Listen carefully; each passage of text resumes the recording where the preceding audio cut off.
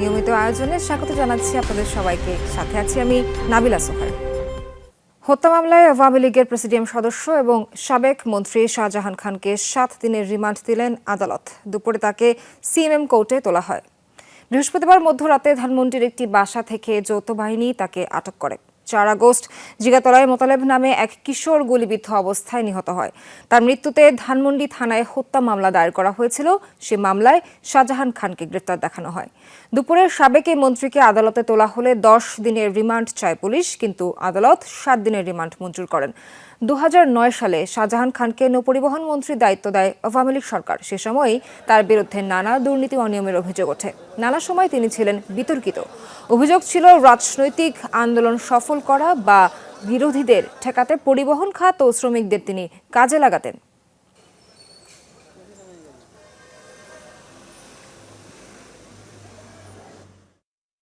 আমরা রাষ্ট্রপক্ষে আইনজীবীরা সহায়তা করি এবং বিজ্ঞ আদালত ঘটনা শুনে যেহেতু আব্দুল মোতালিব মারা গিয়েছেন ঘটনাস্থলে, এর কারণে এই আসামির বিরুদ্ধে বিজ্ঞ আদালত সন্তুষ্ট হয়ে 7 দিনের রিমান্ড মঞ্জুর করেন। উনার হার্ট এভাবে ম্যাসিক হয়েছে যে উনি যে কোনো সময় দুর্ঘটনা ঘটতে পারে। এই জন্য আমরা চাচ্ছিলাম উনার রিমান্ড বাড়ির পূর্বক উনাকে যেন স্বাস্থ্য বড় যে কোনো হসপিটালে চিকিৎসাধীন রাখা হয়। এ বিষয়ে আরও জানাতে আদালত এলাকা থেকে যুক্ত হচ্ছেন সহকর্মী নূরনবী সরকার। নূরনবী, শাহজাহান খানের বিরুদ্ধে কি অভিযোগ আনা হলো, আর রিমান্ড শুনানির ব্যাপারে জানা গেল যে 7 দিনের রিমান্ড মঞ্জুর করা হয়েছে, সেই বিষয়ে বিস্তারিত জানাবেন। শাহজাহান খান এই কিশোর মোতালেব হত্যা মামলা আসলে তিনি এজাহার নামীয় 23 নম্বর আসামি।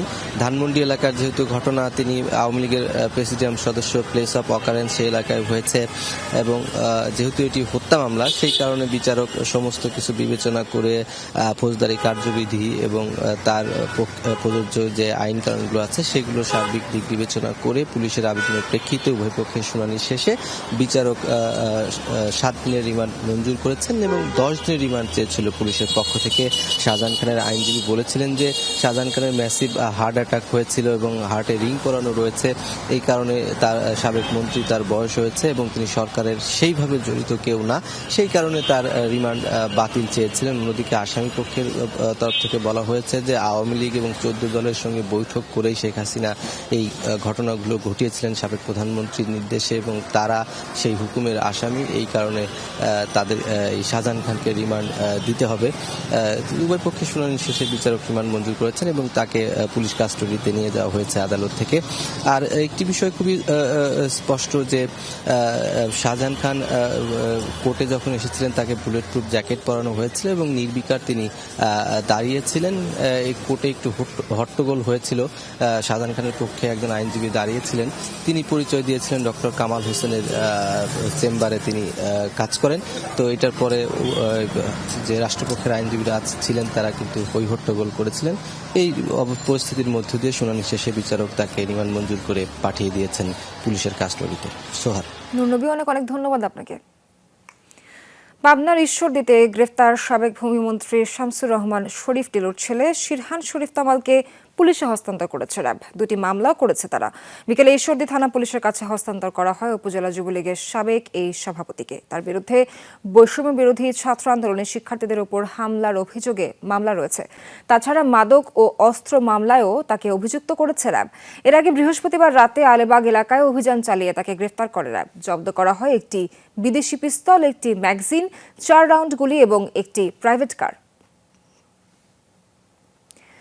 কুষ্টিয়ায় বাস চালকদের মারধর এবং গাড়ি ভাঙচুরের প্রতিবাদে অনির্দিষ্টকালের কর্মবিরতি শুরু করেছেন পরিবহন শ্রমিকরা। জেলা মালিক শ্রমিক ঐক্য পরিষদের ডাকে সকাল থেকে শুরু হয় এই কর্মবিরতি। বন্ধ রয়েছে কুষ্টিয়া থেকে সব রুটে বাস চলাচল। চরম ভোগান্তিতে পড়েছেন যাত্রীরা। বিকল্প উপায়ে অতিরিক্ত ভাড়া দিয়ে গন্তব্যে পৌঁছান অনেকেই। জেলা মোটর শ্রমিক ইউনিয়নের সাধারণ সম্পাদক জানান, মঙ্গলবার মজমপুর গেট এলাকায় বাসের যাত্রীদের সিএনজিতে নেয় বাকবিতণ্ডায় জড়ায় বাস ও সিএনজি চালকরা। এরই জেরে বাসের চালকসহ কয়েকজন শ্রমিককে মারধর করে সিএনজি চালকরা। এই ঘটনায় চালকরা কুষ্টিয়া থেকে মেহেরপুর ও প্রাগপুর রুটে বাস চলাচল বন্ধ করে দিলে সেনাবাহিনীর আশ্বাসে আবারও তা স্বাভাবিক হয়। এদিকে আজ সকালে সিএনজি চালকরা আবারও বাস চালকদের মারধর করলে অনির্দিষ্টকালের জন্য কর্মবিরতির ঘোষণা দেওয়া হয়। তবে অগ্রিম টিকিট বিক্রি হওয়ায় কুষ্টিয়া থেকে ঢাকাগামী বাসগুলো আজ চলাচল করছে।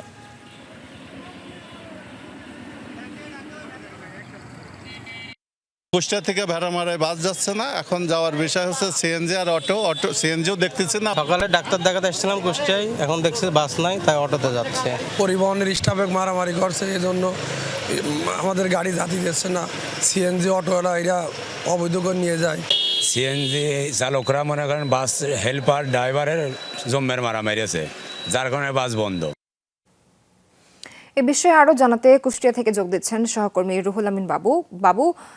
বাস তো চলছে না, দূরের যাত্রীরা গন্তব্যে সেক্ষেত্রে কিভাবে যাচ্ছেন, আর এই সমস্যার সমাধানে কর্তৃপক্ষ কি কোনো পদক্ষেপ নিয়েছে?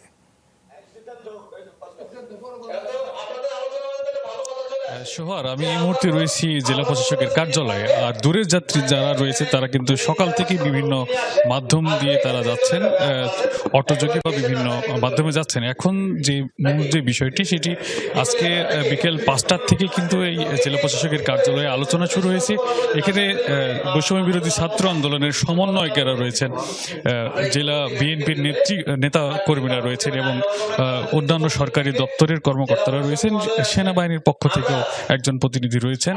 এইভাবেই আসলে এখন পর্যন্ত যে 5টার থেকে যে আলোচনা শুরু হয়েছে সেটি কিন্তু উভয় পক্ষেরই কথাবার্তাগুলো শুনেছেন এবং যিনি পুলিশ সুপার রয়েছেন আলমগীর হোসেন এবং জেলা প্রশাসক রয়েছেন, আসলে তারা উভয়ের কথাই শুনেছেন এবং তারা তাদেরকে দাবি যেটা মূলত কুষ্টিয়ার যেসব বাস স্ট্যান্ড রয়েছে এবং সিএনজি স্ট্যান্ড রয়েছে, এই স্ট্যান্ডগুলো নিয়ে সমস্যা। যেখানে বাস দাঁড়ায় সেখানে যদি সিএনজি গুলো দাঁড়ায়, সেখান থেকে আসলে বাসের যাত্রী ওঠানামা বা যাত্রী নিয়ে যাওয়া আসা এই ক্ষেত্রে একটি সমস্যা দেখা দেয়, যে কারণে এটি একটা সমাধানের লক্ষ্যে এখন পর্যন্ত আলোচনা চলছে। উভয় পক্ষের কথাবার্তা শুনে সেই আলোচনা করছেন এবং তারা দাবি জানিয়েছেন যে বাস মালিক শ্রমিক ঐক্য পরিষদের নেতাকর্মীরা দাবি জানাচ্ছেন যে তারা যেন সিএনজি চালক যারা রয়েছে তারা এই বাস স্ট্যান্ডে যেন না আসে পরবর্তীতে, এবং সিএনজি চালক যারা রয়েছে তারাও নির্দিষ্ট একটি জায়গা চাচ্ছেন এবং সেই জায়গা থেকে যেন যাত্রী তারা নিয়ে যেতে পারেন। এই রকম বিষয় নিয়ে আলোচনা চলছে। তবে খুব দ্রুতই এই আলোচনা শেষ হবে বলে এখন সবার কথাবার্তাই শেষ পর্যায়ের দিকে রয়েছে। খুব দ্রুতই হয়তো এই সমাধান আসবে এবং বাস চলাচল শুরু হওয়ার বিষয়ে জানতে পারবো আমরা। সোহার বাবু কুষ্টিয়া থেকে জানাচ্ছিলেন, অনেক অনেক ধন্যবাদ আপনাকে। সময় সে তো বয়ে যায়, সময়ের সাথে মিষ্টি এক বন্ধন। এভাবেই সময় পাল্টে যায়, কিন্তু ডিপ্লোমা সেই একই স্বাদে একই মানে যুগ যুগ ধরে রয়ে যায়। New Zealand dairy, excellence in quality. ভারতের ত্রিপুরা ডম্বুর বাঁধ অভিমুখে বৈষম্য বিরোধী ছাত্র আন্দোলনের একাংশ ও ইনকিলাব মঞ্চের লং মার্চ এখন কুমিল্লায়। সকালে ঢাকা থেকে ট্রাকে চড়ে যাত্রা শুরু করে ছাত্র জনতা। বাংলাদেশ ভারত আন্তঃসীমান্ত নদীতে আন্তর্জাতিক আইন লঙ্ঘন করে ভারতের বাঁধ নির্মাণ এবং নদীর পানি প্রবাহ ইচ্ছেমতো নিয়ন্ত্রণের প্রতিবাদে এই কর্মসূচি। সকালে লং মার্চে যোগ দিতে শাহবাগে জড়ো হন বহু শিক্ষার্থী ও সাধারণ মানুষ। পরে সেখানে সংক্ষিপ্ত সমাবেশ করে ট্রাক যোগে যাত্রা শুরু হয়। দুপুরে কুমিল্লার চান্দিনায় পৌঁছে একটি পথসভা করে তারা। এরপর টাউন হলে জড়ো হয়ে জনসমাবেশে অংশ নেয়। এ বিষয়ে আরও জানাতে কুমিল্লা থেকে যুক্ত হচ্ছেন সহকর্মী খোকন চৌধুরী। খোকন, ছাত্র জনতার উপস্থিতি কেমন দেখছেন এবং আজকের যে লং মার্চ, এই লং মার্চের কর্মসূচি কি জানতে পারলেন জানাবেন। সোহার, আসলে তারা যে লং মার্চের কর্মসূচি হিসেবে আমি এখন যেই জায়গাটিতে দাঁড়িয়ে রয়েছে এটি কিন্তু বিবিবাজার সীমান্ত এলাকা। আমার পেছনেই যেই বিল্ডিংটি দেখা যাচ্ছে সেটি কিন্তু আসলে ভারত সীমান্তে, অর্থাৎ এখানে কিন্তু তারা লং মার্চ নিয়ে তারা অলরেডি 6টার দিকে তারা কিন্তু টাউন হল থেকে রওনা হয়েছেন। তারা ইতিমধ্যে পথে আছেন, এখান পর্যন্ত কিন্তু আসবেন এবং তারা তাদের যে প্রতিবাদ জানাবেন যে আসলে ভারত যে পানির যে সন্ত্রাসী কার্যক্রম চালাচ্ছেন সেটির প্রতিবাদেই কিন্তু আজকের যেই তাদের সেই লং মার্চ। আজকে কিন্তু ইনকিলাব মঞ্চের সঙ্গে অন্যান্য যারা বৈষম্য বিরোধী ছাত্র রয়েছেন তারা এবং বিভিন্ন মাদ্রাসা, স্কুল, কলেজের শিক্ষার্থীরাও কিন্তু এতে যোগ দিয়েছেন। সকলের একটাই দাবি যে ভারত যেই বাংলাদেশের প্রতি যে অবিচার চালাচ্ছে বাঁধের পানি নিয়ে, সেই অবিচারের প্রতিবাদেই কিন্তু আজকে এই মঞ্চ থেকে তাদের বিভিন্ন ধরনের ঘোষণা এসেছে এবং 5 দফা দাবি দিয়ে তারা কিন্তু এখানে লং মার্চের উদ্দেশ্যে আসছেন। এর মধ্যে ভারতীয় পণ্য বর্জনের পর্যন্ত ঘোষণা এসছে এবং তারা এখানে এসে হয়তো বিক্ষোভ কর্মসূচি করবেন এমনটি আসলে তাদের যারা সঙ্গী সাথী ছিলেন তারা জানিয়েছেন। তারা কিন্তু ঢাকা থেকে 10টি ট্রাকে করে কিন্তু এইসব সমন্বয়করা এসেছেন এবং তারা কিন্তু পদযাত্রা করে আসছেন, অর্থাৎ প্রায় 7 কিলোমিটার রাস্তা কিন্তু পদযাত্রা শেষে এই সীমান্তে এসে পৌঁছবেন। এরপরে কিন্তু তাদের এখান থেকেই লং মার্চ কর্মসূচির সমাপ্তি ঘোষণা হবে। খোকন, অনেক অনেক ধন্যবাদ আপনাকে। দীর্ঘদিন ধরে অমীমাংসিত তিস্তা নদীর পানি বন্টন ইস্যুতে ভারতের সঙ্গে আলোচনা করতে চায় বাংলাদেশের অন্তর্বর্তী সরকার। শুক্রবার পিটিআইয়ের ওয়েবসাইটে প্রকাশিত সাক্ষাৎকারের দ্বিতীয় কিস্তিতে একথা বলেছেন অন্তর্বর্তী সরকারের প্রধান উপদেষ্টা ডক্টর মোহাম্মদ ইউনূস। বিষয়টির সমাধান প্রয়োজন বলেও মন্তব্য করেন অন্তর্বর্তী সরকারের প্রধান। বছরের পর বছর ধরে অমীমাংসিত তিস্তা নদীর পানি বন্টন ইস্যুটি। বলা হয় অভিন্ন নদীর পানি বন্টন না হওয়ায় ক্ষতিগ্রস্ত বাংলাদেশের উত্তরাঞ্চলের 2 কোটি মানুষ। ক্ষমতাচ্যুত প্রধানমন্ত্রী শেখ হাসিনা পালিয়ে যাওয়ার পর দেশে গঠিত হয়েছে অন্তর্বর্তী সরকার। নতুন সরকার দায়িত্ব নেওয়ার পর আবারও আলোচনায় ভারত বাংলাদেশের মধ্যকার অমীমাংসিত এই পানি বন্টনের ইস্যুটি। প্রেস ট্রাস্ট অব ইন্ডিয়া বা পিটিআইকে দেয়া সাক্ষাৎকারে তিস্তা নদীর পানি বন্টন ইস্যুতে বাংলাদেশের অবস্থান তুলে ধরেন অন্তর্বর্তী সরকার প্রধান ডক্টর মোহাম্মদ ইউনূস। আমরা বিভিন্ন সময়ে এই বিষয়ে কথা বলেছি। পাকিস্তান শাসনামল থেকেই এই নিয়ে আলোচনা শুরু। আমরা সবাই যখন চুক্তি চূড়ান্ত করতে চেয়েছি, এমনকি ভারত সরকারও প্রস্তুত ছিল, তখন পশ্চিমবঙ্গের রাজ্য সরকার এর জন্য তৈরি ছিল না। আমাদের এটির সমাধান করা প্রয়োজন। থমকে থাকা সেই চুক্তি করার আগে অবশ্য তিস্তার পানির পরিমাণ নির্ধারণের তাগিদ দিয়েছেন ডক্টর ইউনূস। বলেন সবকিছু হতে হবে আন্তর্জাতিক আইন অনুযায়ী। ইস্যুটি নিয়ে বসে থাকার ফলে এটা কোনো কাজে আসছে না। আমি যদি জানি যে আমি কতটুকু পানি পাবো তাহলে এটি ভালো হতো। এমনকি পানির পরিমাণ নিয়ে যদি আমি খুশি নাও হই তাতেও সমস্যা নেই। এই ইস্যুতে ভারত সরকারকে বাংলাদেশ চাপ দিবে কিনা এই প্রশ্নের জবাবে নোবেলজয়ী অধ্যাপক ডক্টর ইউনূস বলেন সমস্যার সমাধান করতে হবে আলোচনার মাধ্যমে। পুশ শব্দটি অনেক বড়। আমি এই কথা বলছি না। আমরা আলোচনা করব, তবে আমাদের একসঙ্গে বসে সমস্যার সমাধান করতে হবে। ঢাকায় সরকারি বাসভবনে দেয়া ডক্টর ইউনূসের সাক্ষাৎকার ধারাবাহিকভাবে প্রকাশ করছে পিটিআই। বৃহস্পতিবার প্রকাশ হয়েছিল প্রথম কিস্তি। মোস্তফা মাহমুদ, যমুনা নিউজ। মাকে চিঠি লিখে 5 আগস্ট আন্দোলনে যায় স্কুল ছাত্র আনাস। রাজধানী চানখারপুলে পুলিশের ছোড়া বুলেটে ঝাঁঝরা হয়ে যায় আনাসের বুক। ভুক্তভোগী পরিবারের কাছে এখন বেঁচে থাকার অবলম্বন সন্তানের লেখা শেষ চিঠি। জীবদ্দশায় ছেলে হত্যার বিচার চায় পরিবার। 1 মাস আগে আনাসের বুকে কারা গুলি চালিয়েছিল যমুনা টিভির ক্যামেরায় ধরা পড়েছে সেসব দৃশ্য। দেখুন মনিরুল ইসলামের বিশেষ রিপোর্টে।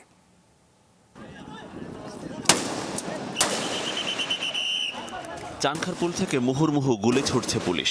শেখ হাসিনা যেদিন পদত্যাগ করছিলেন সেই 5 আগস্ট সকাল থেকে দুপুর পর্যন্ত চানখারপুল অংশে আন্দোলনকারীদের উপর গুলি চালিয়েছে পুলিশ। এই টিমের নেতৃত্ব ছিলেন তৎকালীন রমনা জোনাল এডিসি আখতারুল ইসলাম। গুলি চালানোর সময় 2 পুলিশ ও 2 এপিবিএন সদস্যকে বেশ উৎসাহী দেখা যায়। এক পর্যায়ে পুলিশ সদস্যরা নিমতলির আবাসিক গলির মধ্যেও গুলি ছুটতে শুরু করে। ওই সময় গলি থেকে মিছিলের প্রস্তুতি নিচ্ছিল কিছু শিক্ষার্থী। তাদের মধ্যে গ্যান্ডারিয়া আদর্শ একাডেমির 10ম শ্রেণীর ছাত্র শাহরিয়ার খান আনাসও ছিলেন। একটু সামনে যেতেই গুলি লাগে আনাসের শরীরে। মুহূর্তেই ঢলে পড়েন মৃত্যুর কোলে। দ্রুত আনাসকে নেওয়া হয় মিটফোর্ড হাসপাতালে। ফোন পেয়ে সেখানে ছুটে আসেন তার বাবা মা। বুলেটে ঝাঁঝরা হওয়া প্রিয় সন্তানকে দেখে কান্নায় ভেঙে পড়েন। মা, আমি মিছিলে যাচ্ছি, আমি নিজেকে আর আটকে রাখতে পারলাম না। সরি আব্বু জান, তোমার কথা অমান্য করে বের হলাম। স্বার্থপরের মতো ঘরে বসে থাকতে পারলাম না। আমাদের ভাইরা আমাদের ভবিষ্যৎ প্রজন্মের জন্য কাফনের কাপড় মাথায় বেঁধে রাজপথে নেমে সংগ্রাম করে যাচ্ছে। অকাতরে নিজেদের জীবন বিসর্জন দিচ্ছে। আমি যদি বেঁচে না ফিরি তবে কষ্ট না পেয়ে গর্বিত হয়ে জীবনের প্রত্যেকটা ভুলের জন্য ক্ষমা চাই। একটি চিঠি এখন ইতিহাস। আনাসের মৃত্যুর পর আলোচনায় আসে মিছিলে যাওয়ার আগে তার লেখা চিঠিটি। ও যাবে, আন্দোলনে যাবে, ও বলতো যে একা তো কারো পক্ষে কিছু করা সম্ভব না, সবাই যদি আমরা ঘরে বসে থাকি তাইলে তো হবে না, এগুলা বলতো। আমরা দুইজনেই যাইতে চাইতাম, ওর বাবার অনুমতি ছিল না যাওয়ার, এর জন্য আমরা বের হইতে পারি নাই। আমরা ঘরে টিভি দেখতাম আর বসে স্লোগান দিতাম, রক্তের বন্যায় ভেসে যাবে অন্যায়। শুধু চিঠি নয়, আন্দোলন শুরুর পর থেকে তার ক্লাসের খাতায় লিখে রাখতেন প্রতিদিনকার অনুভূতি। মারা যাওয়ার পর এসবই এখন বাবা মায়ের কাছে বেঁচে থাকার স্মৃতি। মুখটা দুই আর ওর মা বলে আনাস মিছিলে গেছে, একটা চিঠি লিখে গেছে, তা আমি আর নিজেকে তখন আর কন্ট্রোল রাখতে পারি নাই।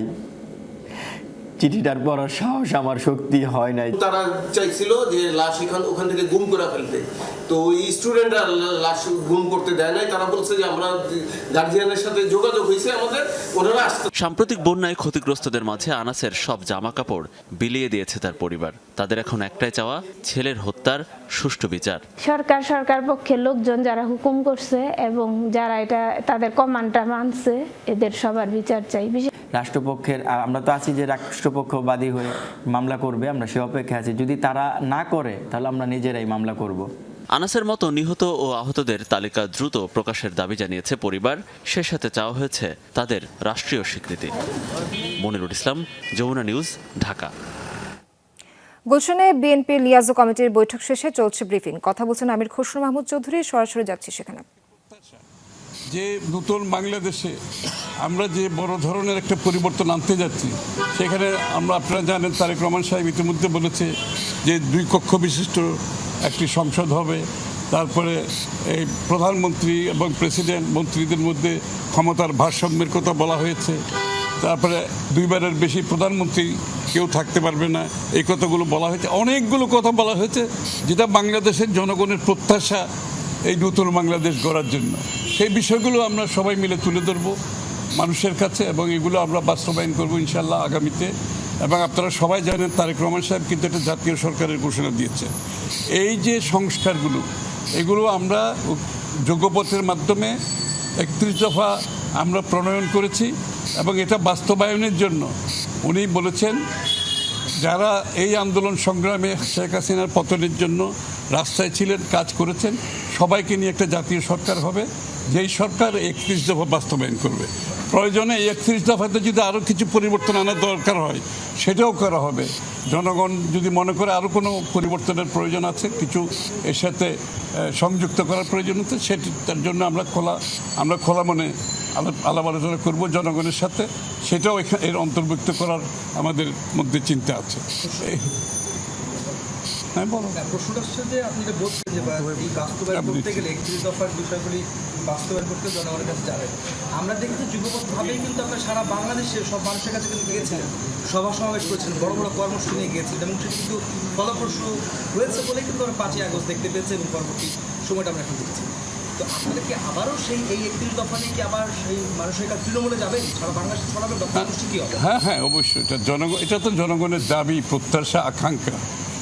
একটা জিনিস মনে রাখতে হবে, নতুন বাংলাদেশ যেটা আমরা আজকে যে স্বপ্ন দেখছি নতুন বাংলাদেশে, এখানে কিন্তু শেখ হাসিনা পলায়ন করার পরে বাংলাদেশের মানুষের মনোজগতে একটা বড় ধরনের পরিবর্তন আসছে। তারা নতুন বাংলাদেশের স্বপ্ন দেখছে, তারা আকাঙ্ক্ষা, তাদের প্রত্যাশা পূরণে আমরা জনগণের যে মনের মধ্যে যে মনোজগতের যে পরিবর্তন হয়েছে তার সাথে আমাদেরকে চলতে হবে এবং সেটাকে ধারণ করতে হবে। ধারণ করে বিশেষ করে 65% কিন্তু এখানে আমাদের বয়স হচ্ছে 35 বছরের নিচে। বাংলাদেশের জনসংখ্যার 65% হচ্ছে আপনি 35 বছরের নিচে। এই যে তরুণের একটা ভাবনা, তরুণের যে স্বপ্ন, যে আকাঙ্ক্ষা, এটা পূরণ করতে হলে তো আমাদেরকে তো ধারণ করতে হবে। এই জন্য আমরা জনগণের কাছে যাব, আমাদের কথা বলবো। তাদের যদি কোনো প্রস্তাব থাকে, আরও কিছু প্রস্তাব এর সাথে যোগ করতে চাই, সেটা আমরা করতে যাব, সেটা আমরা করব ইনশাআল্লাহ। নতুন বাংলাদেশের মানুষের যে স্বপ্ন, সেটা পূরণে আমরা সম্মিলিতভাবে আমরা সবাই মিলে কাজ করব। কথা বলছিলেন আমির খসরু মাহমুদ চৌধুরী, সরাসরি ছিলাম তার বক্তব্যে। জনগণের ক্ষমতা জনগণের হাতে ফিরিয়ে দিতেই ছাত্র জনতা সংগ্রাম করেছে, একথা বলেছেন বিএনপির সিনিয়র যুগ্ম মহাসচিব রুহুল কবির রিজভী। বিকেলে বৈষম্য বিরোধী ছাত্র আন্দোলনের সময় রামপুর এলাকায় নিহত রিকশা চালক সাগরের পরিবারের সাথে তিনি সাক্ষাৎ করেন। রিজভী আহমেদ বলেন, ছাত্র জনতার আন্দোলনে দেশ আওয়ামী লীগ দুঃশাসন থেকে রক্ষা পেয়েছে। এই আন্দোলনে শ্রমজীবী মানুষও সামিল হন, তারাও দাঁড়িয়েছিলেন দুঃশাসনের বিরুদ্ধে। তাদের অবদান জাতি চিরদিন স্মরণ করবে, তাদের অবদান স্বীকার না করলে দেশে গণতন্ত্র থাকবে না। রিজভী বলেন, ফ্যাসিবাদীরা এখনো চক্রান্ত করছে, তাদের ষড়যন্ত্র রুখতে সবাইকে একসাথে কাজ করার আহ্বান জানান তিনি। এই মহিমান্বিত আত্মদানকে আমরা কলঙ্কিত করতে দেব না। যদি কেউ আমাদের দিকে অশুভ দৃষ্টি নিয়ে তাকায়, আমরা ঠিক তার উপযুক্ত জবাব দিতে প্রস্তুত আছি। গাজীপুরের শ্রীপুরে দলীয় শৃঙ্খলা ভঙ্গের অভিযোগে দুই নেতাকে বহিষ্কার করেছে জেলা বিএনপি। বৃহস্পতিবার জেলা বিএনপির দপ্তরের দায়িত্বে থাকা সিনিয়র যুগ্ম সাধারণ সম্পাদক আবু বকর সিদ্দিক স্বাক্ষরিত পৃথক দুটি নির্দেশনায় এই তথ্য জানানো হয়। বহিষ্কৃত মশিউর রহমান নয়েজ শ্রীপুর বিএনপির সহসভাপতি এবং গাজীপুর ইউনিয়ন বিএনপির সহসভাপতি। এছাড়া এম এ গনি মৈশাল শ্রীপুর বিএনপির কৃষি বিষয়ক সম্পাদক এবং গাজীপুর ইউনিয়ন বিএনপির সাধারণ সম্পাদক। শিল্পাঞ্চলে চলছে যৌথ বাহিনীর অভিযান। বৃহস্পতিবার রাতভর আশুলিয়ার জামগড়া ও কোনাবাড়ি থেকে সন্দেহভাজন কয়েকজনকে গ্রেফতার করা হয়েছে, পরে জামিন দেওয়া হয় একজনকে। গ্রেফতারকৃতদের অভিযোগ, পোশাক কারখানায় অস্থিরতা ছড়াতে শ্রমিকদের উস্কে দিয়েছিল তারা। সহিংসতার জন্য ভাড়া করা হয় বহিরাগতদেরও। কয়েকদিন ধরে সাভার, আশুলিয়া ও গাজীপুরের শিল্পাঞ্চলে চলছে অস্থিরতা। বিভিন্ন দাবিতে পোশাক শিল্প সহ অন্যান্য খাতের শ্রমিকদের এই আন্দোলন। ইন্ধনদাতাদের বিরুদ্ধে ব্যবস্থা নেয়ার নির্দেশ দেয় অন্তর্বর্তীকালীন সরকার, যার প্রেক্ষিতে বৃহস্পতিবার থেকে শুরু হয় যৌথ বাহিনীর অভিযান। গত 2 সেপ্টেম্বর বিজিএমইএ এবং বিকেএমইএ এর সাথে স্বরাষ্ট্র উপদেষ্টার বৈঠকে আসে এই সিদ্ধান্ত। বৃহস্পতিবার রাতে আশুলিয়ায় চলে সেনাবাহিনী, র্যাব ও পুলিশের যৌথ অভিযান। জামগড়া ও কোনাবাড়ি থেকে আটক করা হয় 9 জনকে, পরে এদের মধ্যে একজনকে ছেড়ে দেয়া হয়। আশুলিয়া থানার ওসি জানান, গ্রেফতারকৃতরা ঝুট ব্যবসায় প্রভাব বিস্তার সহ নাশকতার উদ্দেশ্যে পরিকল্পিতভাবে গার্মেন্টস শ্রমিকদের উস্কে দেয়। ভাড়া করা হয় বহিরাগতদেরও। এরা মেনলি এই ঝুট ব্যবসাকে কেন্দ্র করে, যাতে তাদের আগে সিন্ডিকেট করে তারা যে ঝুট ব্যবসা করেছে, এই ঝুট ব্যবসা তারা নিয়ন্ত্রণ করতে পারে, এর জন্য মানুষকে মোটা অঙ্কের টাকা দিয়ে বহিরাগত লোকজন দিয়ে এই অরাজকতা সৃষ্টি করছে। হাতে নাতে যারা একদম গার্মেন্টসে আক্রমণ করতেছিল, সেই সময় আমাদের সেনাবাহিনী, আমাদের আপনার যে ইন্ডাস্ট্রিয়াল পুলিশ, তাদের হাতে আরও 6 জন আটক আছে। এই মোট 9 জন আটক আছে, গ্রেপ্তার আছে আমাদের কাছে। যৌথ বাহিনীর কঠোর নিরাপত্তার মধ্যে আশুলিয়ায় চলছে কারখানাগুলোর কার্যক্রম। সুমাইয়া ঐশী, যমুনা নিউজ, ঢাকা। জীবনের ঝুঁকি নিয়ে এক এক করে উদ্ধার করেছেন বন্যার্তদের। গলার সমান পানিতে কখনো শিশু, কখনো তীব্র স্রোতের মধ্যে বৃদ্ধ ও অন্তঃসত্ত্বা নারীকে উদ্ধার। সেনাবাহিনীর তরুণ কর্মকর্তা বায়েজিদ বোস্তামির এমন সাহসী কর্মকাণ্ডে শুধু কুমিল্লার বুড়িচংয়ে উদ্ধার হয়েছে 350-এরও বেশি মানুষ। তরুণ এই সেনা সদস্য যমুনা টেলিভিশনকে জানিয়েছেন, দেশ ও মানুষের পক্ষে পেশাগত দায়িত্ব পালনে অবিচল থাকবেন সবসময়। সাম্প্রতিক বন্যায় প্লাবিত হয় ফেনী, নোয়াখালী, কুমিল্লা সহ প্রায় 12টি জেলা। দুর্গত এলাকার মানুষদের উদ্ধারে প্রতিকূল পরিস্থিতিতে দক্ষতা ও সাহসিকতার সাথে কাজ করে বাংলাদেশ সেনাবাহিনী। জীবন বাজি রেখে সেই কর্মযজ্ঞে সামিল হওয়া সেনা সদস্যদের মধ্যে প্রথম সারিতেই আছেন সদ্য কমিশন লাভ করে কুমিল্লার সেনানিবাসে যুক্ত হওয়া লেফটেন্যান্ট বায়েজিদ বোস্তামি। কখনো কাঁধে করে বন্যাপীড়িত শিশুকে উদ্ধার, আবার কখনো কোলে করে বৃদ্ধা মাকে নিরাপদ স্থানে নিয়ে যাওয়া। তীব্র পানির স্রোত কিংবা তলিয়ে যাওয়া ভূখণ্ড থেকে উদ্ধার করেছেন অসুস্থ ব্যক্তি কিংবা অন্তঃসত্ত্বা মাকেও। বায়েজিদের এমন সাহসিকতা তাক লাগিয়েছে সবাইকে। প্রথম দিন যখন রেস্কিউ অপারেশনে যাই 22শে আগস্ট, তখন খুব কাছ থেকে মানুষের বাঁচা আর্তনাদটা দেখেছি। আর ওই সময়টাতে পরিস্থিতিটা অনেক ভয়াবহ ছিল। সেই পরিস্থিতির মধ্যে থেকে আমি আমার টিমকে সাথে করে নিয়ে এত শত শত মানুষকে রেস্কিউ করে সেফ জোনে নিয়ে আসতে পেরেছি এবং মানুষের মুখে হাসি ফোটাতে পেরেছি। বন্যা দুর্গত এলাকার 350-র বেশি মানুষকে উদ্ধার করেছেন এই নবীন সেরা কর্মকর্তা। সেই বাইজিদ বোস্তামি কথা বলেছেন যমুনা টেলিভিশনের সাথে, জানিয়েছেন জীবনটাকে হাতে রেখে এত মানুষের বিপন্ন জীবন বাঁচানোর সূক্ষ্ম অনুভূতির কথা। মানুষের জন্য কাজ করা সেটা সেনাবাহিনীর সদস্য হিসেবে আমি আমার নৈতিক দায়িত্ব বলে মনে করি, তার বাইরে কোনো কিছুই না। এবং জীবনের ঝুঁকি সব জায়গাতে আছে, আর ঝুঁকির কথা চিন্তা করে সেনাবাহিনীতে যোগদান করা। ছোট্ট ক্যারিয়ারে যুক্ত হয়েছে বেশ কিছু অভিজ্ঞতার পালক। তার মধ্যে সাঁতারের উচ্চতর প্রশিক্ষণ, ফ্রগম্যান কোর্স পেশাগত দায়িত্ব পালনের পথটা সহজ করেছে।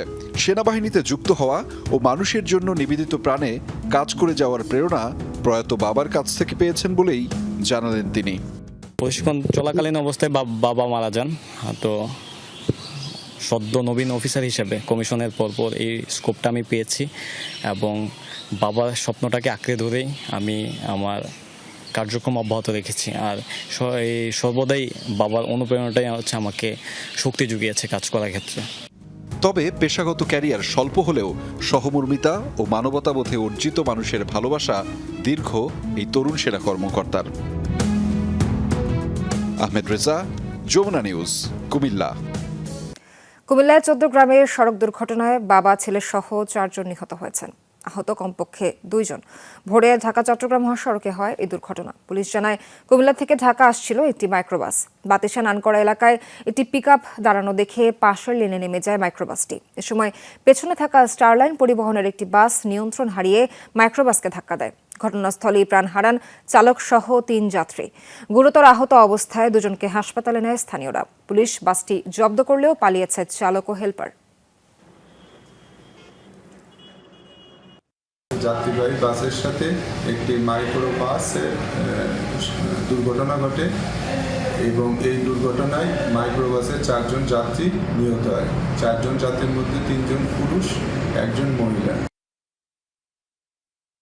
মাদারীপুরে কোটা সংস্কার আন্দোলনে নিহত 11 শহীদ পরিবারকে 2 লাখ টাকা করে আর্থিক সহায়তা দিয়েছে বাংলাদেশ জামায়াতে ইসলামী। সকালে সদর উপজেলায় ঝিকরহাটি সরকারি প্রাথমিক বিদ্যালয় মাঠে শহীদ পরিবারের সাথে ছিল মতবিনিময় সভা। এ সময় অর্থ সহায়তা তুলে দেন কেন্দ্রীয় কমিটির সহকারী secretary general AHM Hamidur Rahman Azad. এর আগে ঘটমাঝিতে শহীদ মাহবুব সর্দার মামুনের কবর জিয়ারত করেন সংগঠনের নেতারা, দেন আহতদের চিকিৎসার ব্যয় বহনের আশ্বাস। সভায় দলীয় নেতাকর্মীরা উপস্থিত ছিলেন। গোপালগঞ্জে ডিবি পুলিশ পরিচয়ে ডাকাতির প্রস্তুতিকালে 6 জনকে আটক করা হয়েছে। পুলিশ জানিয়েছে বৃহস্পতিবার রাতে কাশিয়ানীর যোধকুড়া গ্রামে পুলিশের স্টিকার লাগানো একটি মাইক্রোবাস নিয়ে ডাকাতি করতে যায় তারা। এলাকাবাসীর সন্দেহ হলে তাদের আটক করে। সে সময় পালিয়ে যায় 2 জন। পুলিশ পৌঁছালে ডাকাতদের হস্তান্তর করা হয়। উদ্ধার করা হয় পুলিশের পোশাক, হ্যান্ডকাপ, রিভলভার সহ আইডি কার্ড। আটককৃতদের নামে বিভিন্ন থানায় মামলা রয়েছে।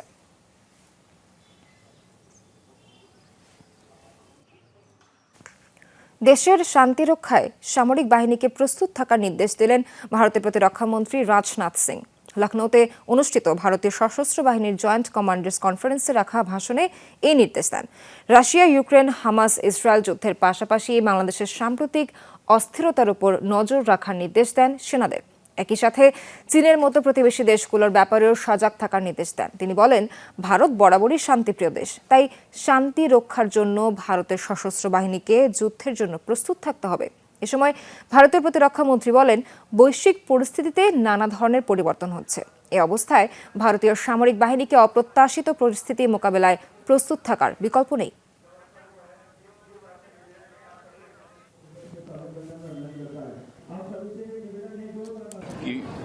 ভারত অতীতেও শান্তির পূজারী ছিল, ভবিষ্যতেও থাকবে।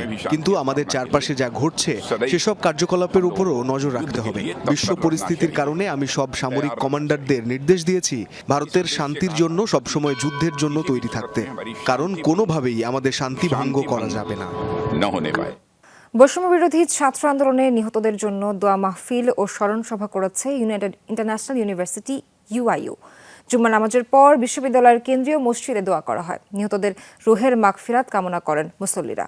পরে স্মরণ সভায় শিক্ষার্থীরা বলেন, আন্দোলনে নিহতদের পরিবারের পাশে রাষ্ট্রকে দাঁড়াতে হবে। আহতদের সুচিকিৎসার পাশাপাশি তাদের পুনর্বাসনের ব্যবস্থা করতে হবে। ছাত্র জনতার আন্দোলনে হতাহতদের সঠিক তালিকা করে রাষ্ট্রীয় স্বীকৃতি দেওয়ার দাবিও তোলেন তারা। এছাড়া যারা এ বর্বর মানবতা বিরোধী অপরাধ করেছে তাদের বিচারের আওতায় আনার দাবি জানান ছাত্ররা। আমাদের উপর ফিজিক্যালি মেন্টালি যেরকম টর্চার করা হয় সেটার এখনো পর্যন্ত কোনো সুষ্ঠু বিচার আমরা পাইনি। যারা এই গণহত্যার সাথে জড়িত তাদেরকে সবাইকে বিচারের আওতায় আনতে হবে। যারা যারা নিহত হয়েছেন, আহত হয়েছেন, তাদের যে চিকিৎসার যে বিষয়টা সেটা পুরোপুরি দায়িত্ব নিতে হবে। যারা মারা গিয়েছেন তাদের লিস্ট করে তাদের পরিবারের দায়িত্বটা নিতে হবে। দর্শক, এ ছিল আজকের সব খবরের আয়োজনে। সাথে থাকার জন্য ধন্যবাদ।